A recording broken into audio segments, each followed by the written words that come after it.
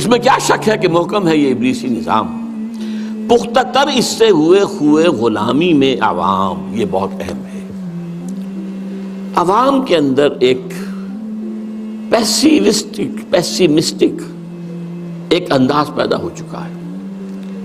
وہ ایکٹیوسٹ نہیں ہے، اب وہ کام کرنے کو تیار نہیں ہے. خوئے غلامی میں پختہ ہو گئے، دبے رہنے کے لیے تیار ہیں، ایکسپلائٹ کیے جانے کے لیے تیار ہیں. آرزو اول تو پیدا ہو نہیں سکتی کہیں، ہو کہیں پیدا تو مر جاتی ہے یا رہتی ہے خام. آرزو، امنگ، کوئی اعلیٰ اونچا خیال، کوئی اونچا اعلیٰ نصب العین، کوئی اونچا آدرش، کچھ نہیں، یہ ہے ہی نہیں. حیوان کی سطح پر نظر آ چکا ہے. آرزو اول تو پیدا ہو نہیں سکتی کہیں، ہو کہیں پیدا تو مر جاتی ہے یا رہتی ہے خام. اگر ہو بھی جائے تو مر جاتی ہے فوراً. یعنی یوں سمجھیے کہ اول تو زمین بنجر ہے، یہاں سے کسی چیز کی رویدگی کا امکان ہی نہیں. اگر کوئی چیز اگ بھی آئے تو اس فضا کے اندر آکسیجن ہی نہیں ہے، پروان کیسے چڑھے گی؟ ہوا اسے آکسیجن دینے کو تیار ہی نہیں، لہذا وہ مر جاتی ہے. ہو کہیں پیدا تو مر جاتی ہے یا رہتی ہے خام.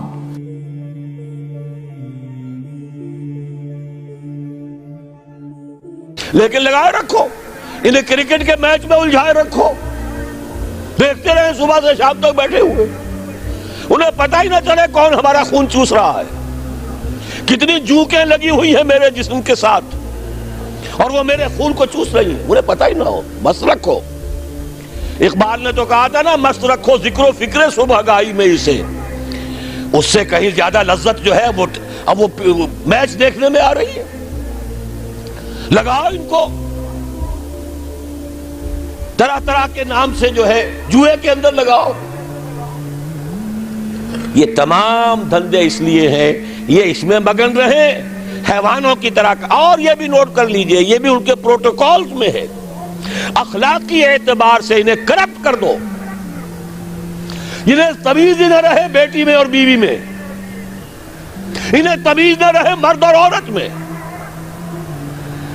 حیوان، بالکل حیوان بنا دو. انسانیت کہیں رہ گئی تو کسی اور بغاوت کا اندیشہ ہے. عورت کو باہر نکالو گھر سے، اسے شمع محفل بناؤ، اسے ہتھیاروں، اسے اشتہاروں کا موضوع بناؤ. موٹر سائیکل کا اشتہار ہے تو عورت، چائے کا اشتہار ہے تو عورت. یہ سارے کھیل یوں ہی نہیں ہو رہے. Protocols of the elders of the Zion 1897 کے ان کا ذرا مشاہدہ کیجئے تو معلوم ہو جائے گا جو کچھ ہو رہا ہے وہ یہود کی وہ سازش. حضور صلی اللہ علیہ وسلم کی اس مقصد بعثت کی تکمیل کا سیلاب جب چلا تھا، تھمتا نہ تھا کسی سے سیل رواں ہمارا، کس نے روکا؟ And that means you can't rely on the media as it is today either. Oh, of course not. All the media in this country, radio, television, and print, is all owned by 5 corporations. All of these corporations that own the media are owned and controlled, and members of the Council on Foreign Relations sit on their board of directors. Can you name those 5 corporations? Is that... Not off the top of my head. Okay. I could try, but I don't want to take a chance on being inaccurate. But you can trace that yourself. Okay. Remember, if you go down and you trace the ownership of a station or a newspaper and you get to a corporation, remember that somebody owns that corporation and it's usually another corporation. But when you trace the interlocking of all these things, when you get to the top, there's 5. And all journalists know that there's some things you don't write about and you don't talk about because you'll lose your job. And that's where the control is. And that's why they pay anchormen like Dan Rather $2 million a year, because he doesn't question them. He knows that if he goes against them, he's going to lose $2 million a year. Do you think a man that looks pretty and sits in front of a TV camera for the 6 o'clock news is worth $2 million a year? No way. I don't care how long he works and I don't care what he does. There is no job worth $2 million a year. That's why they pay athletes these fantastic salaries. I was listening to the radio the other day. They just contracted to pay one player on one team $6 million a year. Can you believe this? And why is that?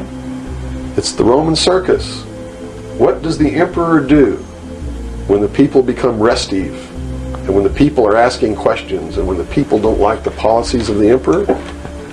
He sends them to the circus. He creates a circus. He builds a giant coliseum. And he begins to throw the Christians to the lions. And he has great chariot races and football games and basketball games, all to keep the idiots preoccupied with things that don't mean anything in the scheme of the entire world, so that they don't have the time to learn what the truth is, so they don't ever get smart enough to learn how they're being manipulated, so they don't ever question the emperor. That's why they pay a player on a football team or a baseball team $1 million or $2 million or $3 million a year. It is the Roman circus. I know men who don't know anything in the world except who plays third base for the Mets, and they think that's a great accomplishment, and they meet and pat each other on the back and bond and go have cocktails and talk about what this guy that plays third base for the Mets did in last night's game. It's sad. It's really sad. Is there any room in a kind of society where these manipulations are not taking place for this type of entertainment, or any type of entertainment at all? If people understand that a game is a game, if people understand that nobody, no matter what they do, is worth paying $2 or $3 million a year for, people should be able to get rich if they want to, by the sweat of their individual labor. Okay? By going out and doing something for the world. Not by taking people's minds away from the emperor. It's a game. Football's a game. Football's a game. But let me tell you something.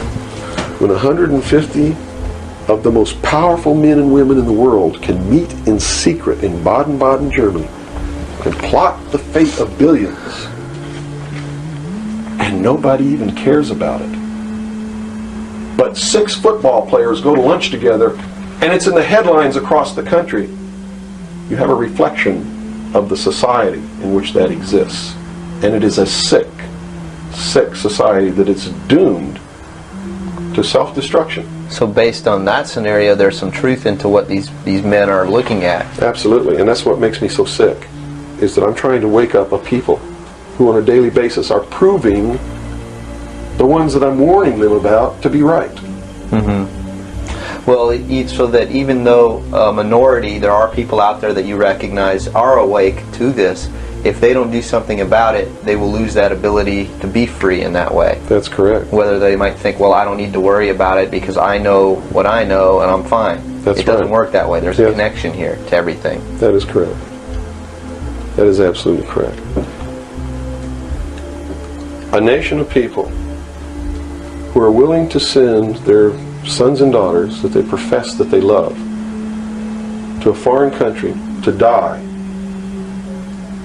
and they use the excuse to themselves that they're sending them off to defend our country, and they know damn well that's a lie, are doomed.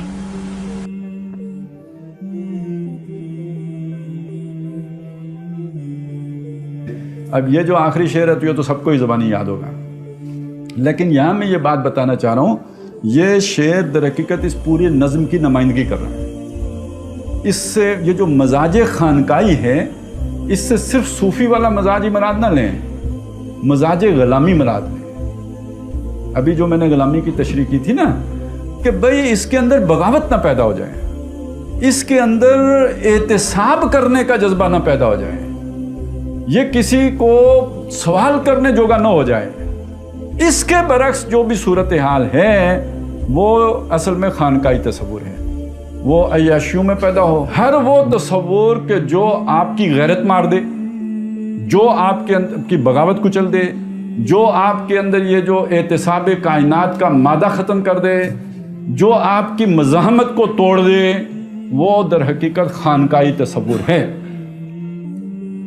وہ جدید فلسفے کی صورت میں ہو یا تصوف کی صورت میں ہو، وہ شعر و شاعری کی صورت میں ہو یا عیاشیوں کی اور ماڈرنزم کی یا جو لبرلزم کی صورت میں ہو، جو آپ کو زمانے کے ساتھ سازگاری اختیار کرنا سکھائے یا اس کے نیچے دب کے رہنا سکھائے اور اس کا غلام بن کے رہنا سکھائے یا اس کا پتر بن کے رہنا سکھائے، یہ سارا خانقاہی تصور ہے.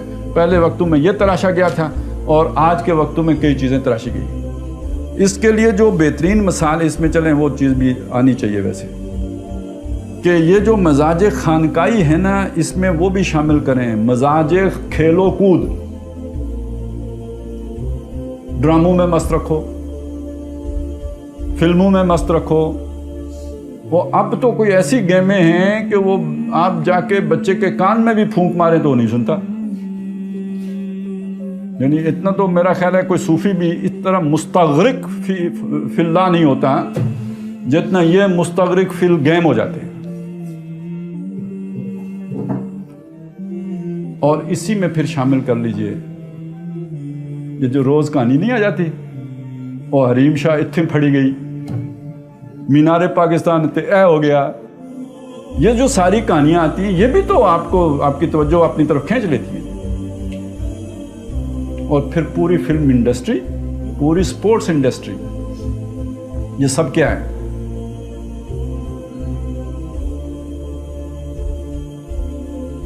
اور ساتھ ہی اگر آپ کو اچھا لگ جائے تو سوشل میڈیا بھی جو بیکار باتوں والا ہے، چلیں کوئی کام کی بات ہو، کوئی دین کی بات ہو، کوئی اللہ رسول کی بات ہو، اور یہ وہ جال ہے کہ اس کو غلام بنا کے اس کے اندر کوئی